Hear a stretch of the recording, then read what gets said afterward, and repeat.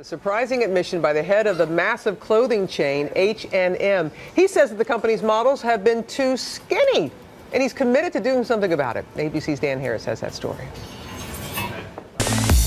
It is an industry where thin is always in, where the faces staring out from the pages of glossy magazines often bear little resemblance to the actual customers, where models are frequently gaunt and underfed, creating an unattainable ideal for impressionable young girls, and loud complaints from critics and parents.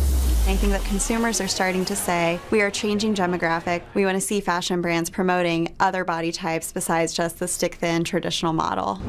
Into this supercharged atmosphere walks the young CEO of H&M, one of the world's largest clothing retailers, with an eyebrow-raising admission.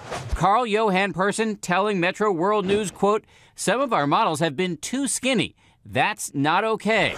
Persson says his large and very visible company has a huge responsibility, and that he wants to show diversity in our advertising and not give people the impression that girls have to look a particular way. Which is why he says the company recently hired Jenny Runk, 5'10" and a size 12 to 14, to be the star of its swimsuit campaign. I think there needs to be more models of every shape, size, color, type, everywhere, in all of the media. Runk is an outspoken defender of having a healthy body size and a vehement critic of the mean girl culture that says otherwise. Once I got to really know and love my body, I realized that I am the only person who can judge me. The H&M CEO points out that aside from using Runk, the company is also now using Beyoncé, who is, quote, a bit curvier, in its ads as well.